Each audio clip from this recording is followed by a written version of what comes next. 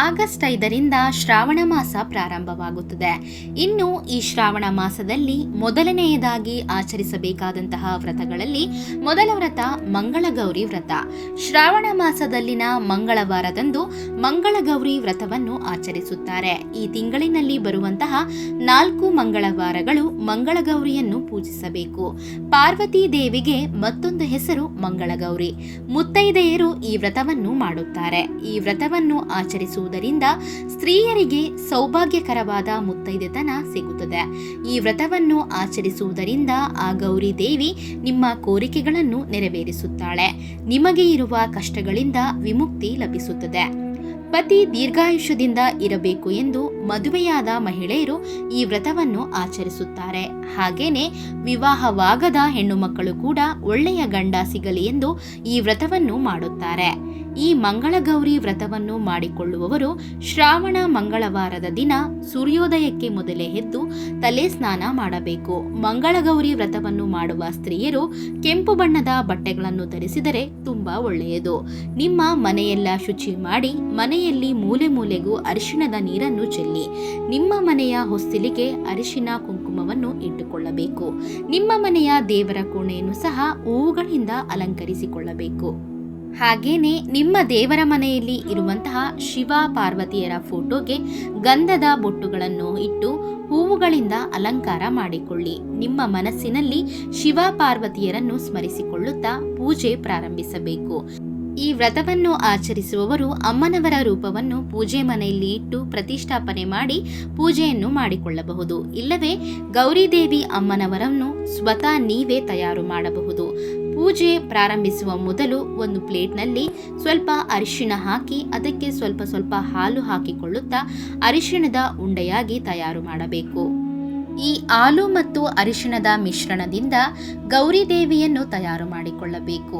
ನಂತರ ನಿಮ್ಮ ದೇವರ ಮನೆಯಲ್ಲಿ ಒಂದು ಕೆಂಪು ಬಣ್ಣದ ವಸ್ತ್ರವನ್ನು ಹಾಕಿ 2 ವೀಳ್ಯದೆಲೆಯನ್ನು ಇಟ್ಟು ಅದರ ಮೇಲೆ ನೀವು ತಯಾರಿಸಿದಂತಹ ಗೌರಿ ದೇವಿಯನ್ನು ಪ್ರತಿಷ್ಠಾಪನೆ ಮಾಡಬೇಕು. ನಂತರ ಅಮ್ಮನವರಿಗೆ ಕುಂಕುಮ ಬೊಟ್ಟು ಇಟ್ಟು ಅಕ್ಷತೆ ಕಾಳು ಮತ್ತು ಹೂವುಗಳನ್ನು ಹಾಕಿ ನಮಸ್ಕಾರ ಮಾಡಿಕೊಳ್ಳಬೇಕು.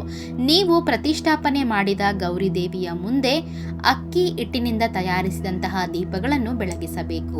ಈ ದೀಪಗಳನ್ನು ಹೇಗೆ ತಯಾರು ಮಾಡಬೇಕು ಅಂದರೆ ಸ್ವಲ್ಪ ಅಕ್ಕಿ ಹಿಟ್ಟನ್ನು ತೆಗೆದುಕೊಂಡು ಅದಕ್ಕೆ ಸ್ವಲ್ಪ ನೀರನ್ನು ಹಾಕಿಕೊಳ್ಳುತ್ತಾ ಮಿಶ್ರಣವನ್ನಾಗಿ ತಯಾರಿಸಿ ಅದರಿಂದ 5 ದೀಪಗಳನ್ನು ತಯಾರಿಸಿ ಅದಕ್ಕೆ ಅರಿಶಿಣ ಮತ್ತು ಕುಂಕುಮವನ್ನು ಹಚ್ಚಿ ದೀಪದಲ್ಲಿ ಎಳ್ಳು ಎಣ್ಣೆಯನ್ನು ಹಾಕಿ ಪ್ರತಿ ದೀಪದಲ್ಲಿ 5 ಬತ್ತಿಗಳನ್ನು ಹಾಕಿ ದೀಪವನ್ನು ಬೆಳಗಿಸಬೇಕು. ನಂತರ ಗೌರಿದೇವಿಯ ಮುಂದೆ ತಾಂಬೂಲವನ್ನು ಸಮರ್ಪಿಸಿ ಅಮ್ಮನವರಿಗೆ ನಮಸ್ಕಾರ ಮಾಡಿಕೊಳ್ಳಬೇಕು.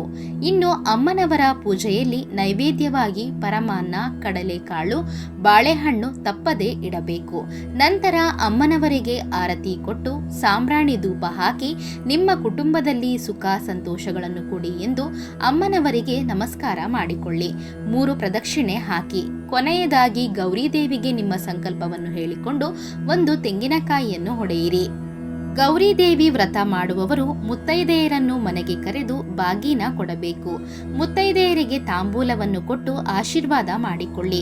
ಈ ವಿಧವಾಗಿ ಮಂಗಳಗೌರಿ ವ್ರತವನ್ನು ಆಚರಿಸಬೇಕು. ಮಂಗಳಗೌರಿ ವ್ರತವನ್ನು ಮಾಡುವವರು ಖಂಡಿತವಾಗಿ ಒಂದು ಹೊತ್ತು ಆದರೂ ಉಪವಾಸ ಇರಬೇಕು. ಉಪವಾಸ ಇರಲು ಸಾಧ್ಯವಿಲ್ಲ ಅನ್ನುವವರು ನೀವು ತಿನ್ನುವ ಆಹಾರದಲ್ಲಿ ಈರುಳ್ಳಿ ಬೆಳ್ಳುಳ್ಳಿ ಇರದ ಹಾಗೆ ನೋಡಿಕೊಳ್ಳಬೇಕು. ಮೊದಲ ಬಾರಿ ಈ ವ್ರತವನ್ನು ಆಚರಿಸುವವರು ವ್ರತವನ್ನು ಮಾಡುವಾಗ ನಿಮ್ಮ ಪಕ್ಕದಲ್ಲಿ ನಿಮ್ಮ ತಾಯಿಯನ್ನು ಕೂರಿಸಿಕೊಂಡು ಈ ವ್ರತವನ್ನು ಆಚರಿಸಿದರೆ ಒಳ್ಳೆಯದು. ಹಾಗೇನೆ ಮೊದಲ ಬಾಗಿನವನ್ನು ನಿಮ್ಮ ತಾಯಿಗೆ ಕೊಟ್ಟರೆ ಇನ್ನೂ ಒಳ್ಳೆಯದು. ಒಂದು ವೇಳೆ ನಿಮ್ಮ ತಾಯಿ ಇಲ್ಲವೆಂದರೆ ನಿಮ್ಮ ಅತ್ತೆ ಅಥವಾ ಇತರ ಬೇರೆ ಮುತ್ತೈದೆಯರಿಗೆ ಕೊಡಬೇಕು. ಈ ವ್ರತಕ್ಕೆ 5 ಮುತ್ತೈದೆಯರನ್ನು ನಿಮ್ಮ ಮನೆಗೆ ಕರೆದು ಬಾಗಿನವನ್ನು ಕೊಡಬೇಕು. ಮುಖ್ಯವಾಗಿ ಮಹಿಳೆಯರು ನೆನಪಿನಲ್ಲಿ ಇಟ್ಟುಕೊಳ್ಳಬೇಕಾದ ವಿಷಯವೇನೆಂದರೆ ಮುತ್ತೈದೆಯರಿಗೆ ಬಾಗಿನ ಕೊಡುವಾಗ ಅರಿಶಿಣ ಕುಂಕುಮವನ್ನು ಕೊಡಬಾರದು. ಏಕೆಂದರೆ ಸೌಭಾಗ್ಯಕ್ಕಾಗಿ ವ್ರತ ಮಾಡುವಾಗ ಅರಿಶಿಣ ಕುಂಕುಮ ಕೊಡಬಾರದು ಎಂದು ಪಂಡಿತರು ಹೇಳುತ್ತಾರೆ. ಧನ್ಯವಾದ ಸ್ನೇಹಿತರೆ. ಈ ಮಾಹಿತಿ ನಿಮಗೆ ಇಷ್ಟವಾಗಿದ್ದಲ್ಲಿ ಮತ್ತಷ್ಟು ಇಂತಹ ಉಪಯುಕ್ತ ಮಾಹಿತಿಗಾಗಿ ನಮ್ಮ ಚಾನಲನ್ನು ಸಬ್ಸ್ಕ್ರೈಬ್ ಮಾಡಿಕೊಂಡು ಹಾಗೆ ವಿಡಿಯೋಗೊಂದು ಲೈಕ್ ಮಾಡಿ. ಜೊತೆಗೆ ಮತ್ತಷ್ಟು ಇಂತಹ ಉಪಯುಕ್ತ ಮಾಹಿತಿಗಾಗಿ ಫೇಸ್ಬುಕ್ನಲ್ಲಿ ನಮ್ಮ ಪೇಜನ್ನು ಫಾಲೋ ಮಾಡೋದನ್ನು ಮರಿಬೇಡಿ. So thanks for watching our videos.